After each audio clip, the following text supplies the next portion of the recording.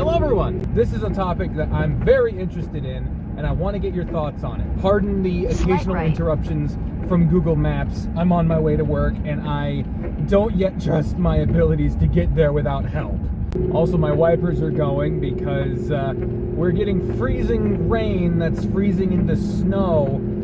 It's not quite snow because it's too wet, but it's not quite rain because it's too cold. It's just the perfect shitstorm, and not exactly what I wanted to be dealing with right now. But you know what? Why not just pile on? Why not make everything fucking difficult for me? Yeah! In my time in being up in Chicago, I have met a number of people through work, honestly, that are very interested in video games and video game culture and companies and whatever. It's gaming culture. Some people are more gamers, some people are more historians of the business. It's a mixed bag. So I figured I would take the opportunity of having so many different varying viewpoints and experience levels with video gaming and video games history to ask them all a hypothetical question that I am also going to be asking you today. I will pose the question, and while you deliberate, I will share with you the responses I got from the people I have known up here. But in the comments, I want to know your thoughts on this hypothetical. What is your answer and why? I want to hear why, because I love hearing these explanations. So, here's the hypothetical, which is fucking in the title, probably, so kind of redundant, but whatever. In this hypothetical alternative reality, we are facing a world in which Nintendo is about to go bankrupt. The Nintendo Switch has come out and has simultaneously destroyed its handheld market by replacing the 3DS, while also diminishing its capabilities as a console by emphasizing the ability to be handheld as well as being plugged in, which has limited its capacity to produce high-quality games, as well as limiting its processing power and handling power. It's essentially a third-rate system when compared to all the alternatives, and quite frankly, it has destroyed Nintendo's market share. After the flop that was the Wii U, Nintendo just can't take another hit. And so, unfortunately, this company that has been at the hearts and minds of gamers for many decades and has been around since the 1800s, Nintendo is finally facing its death. But they have many resources at their disposal which may keep them from demise. They may not survive in the way they have been for a while, but you know what? That doesn't mean they're gone for good. They can pull a Sega and sell off their publishing rights. The rights to their catalog, the rights to releases for future games, the IPs of Super Mario Brothers, The Legend of Zelda, Metroid, Star Fox, Super Smash Brothers. They can sell, but to who? That is the question. In the unlikely event that Nintendo faces certain ruin and must pull a Sega and become just another company with titles to sell, what game company, publishing or otherwise, should purchase the publishing rights to all content made by Nintendo in the past and any potential future titles and their long and illustrious IPs, such as Mario, Zelda, etc.?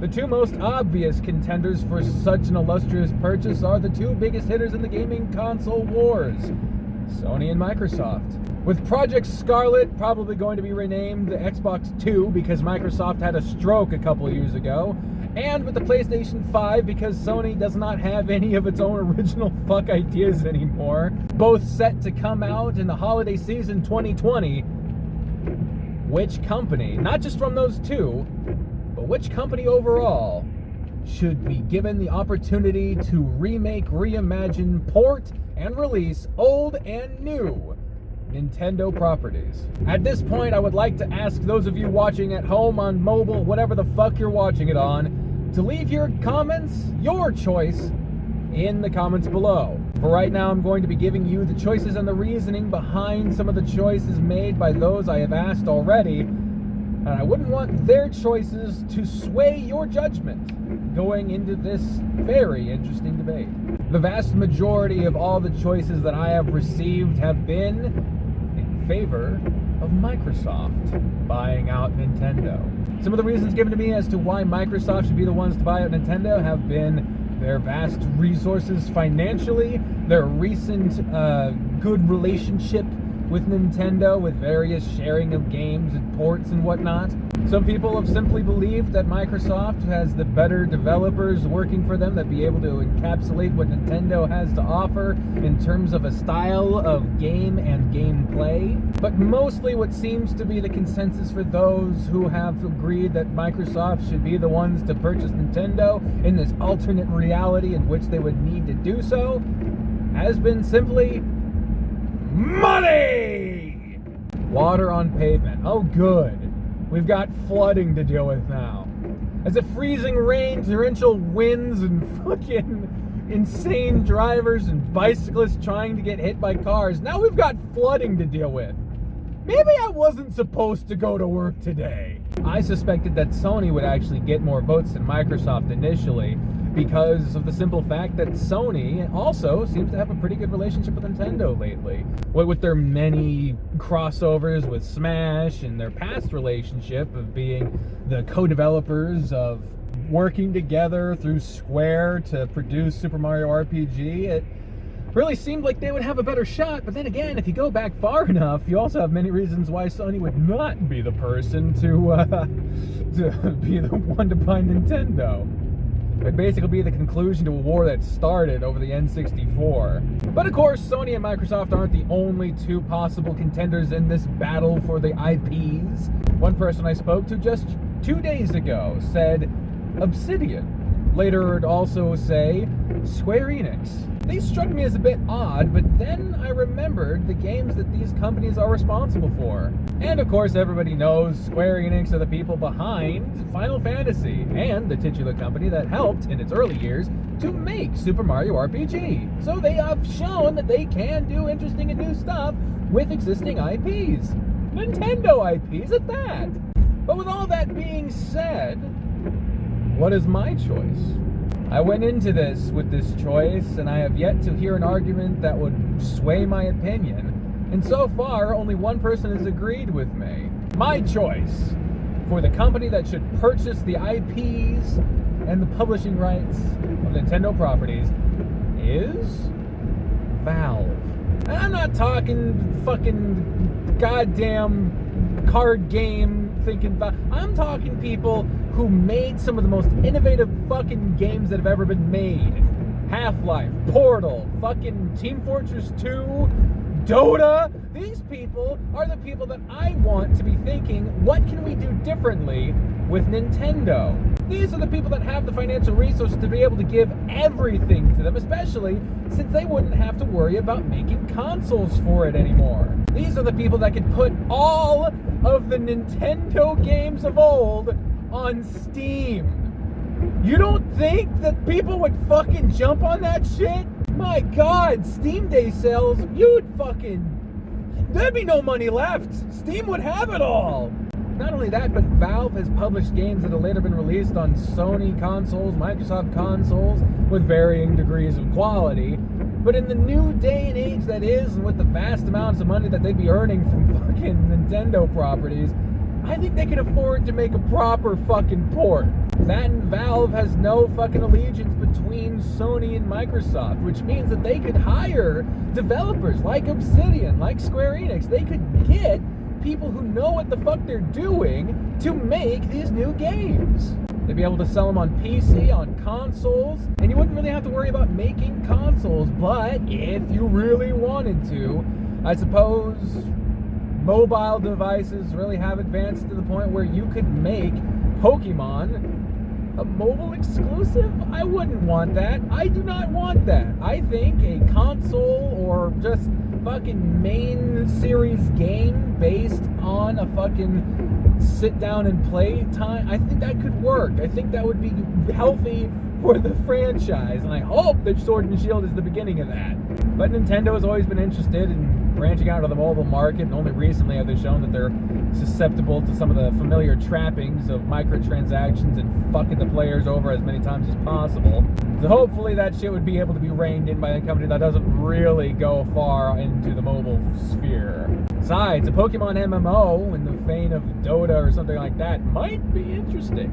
I don't know. The point is, I see absolutely only a couple of reasons why Valve would be a bad choice. Obviously, the recent corporate choices of making a fucking card game that nobody wanted instead of releasing something people like.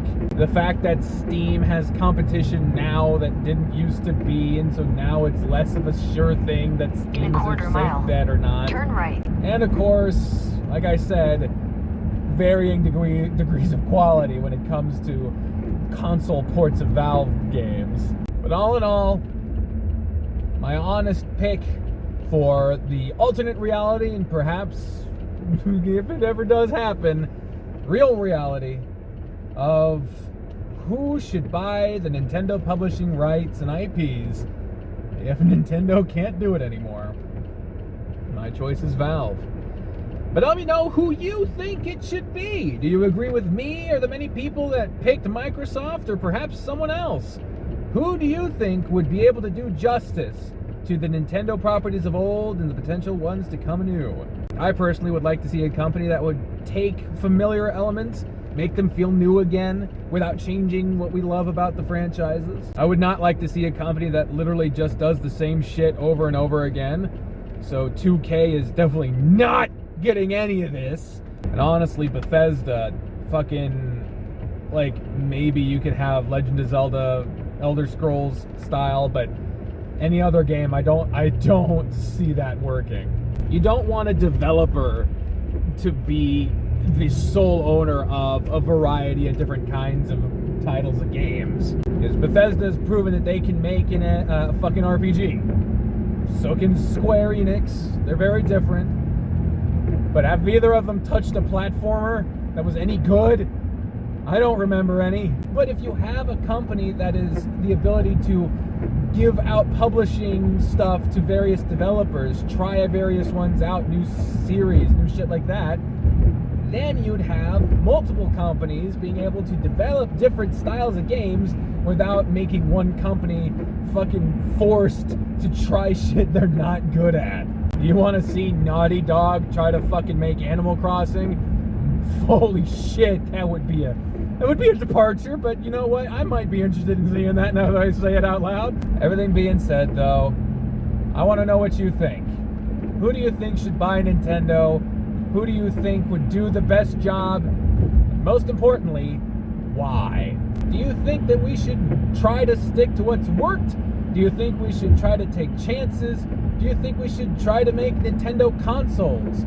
Do you think it should be mobile exclusives? What the fuck do you want? I want to know. Can you show me Phil Collins sing the song? I don't know. So let's go ahead and try to do the outro end slate. Thank you all very much for watching, and thank you for putting up with this substandard quality kind of thing. This isn't how I would like this to have gone, but you know, it's what I got. You just gotta take what you get and make the best of it.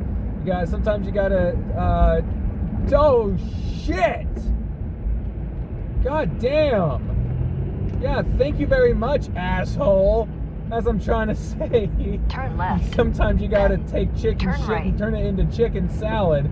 Some dude almost tried to fucking kill me. That's awesome. Alright, let's go ahead and do the end slate, shall we? I think we shall. On the left of the screen, you will see a long list of patrons. Thank you very much to them. If you want to join them, there's a link in the middle to the Patreon page, as well as a link to subscribe. There's 2 videos on screen. One's the most recent video I've uploaded. The other one is one YouTube picked out just for your ass. There's a comment of the day. I don't know what it is. Haha, so funny. I don't know what it is. But yeah, thank you all very much for watching. I've definitely gone over 20 seconds.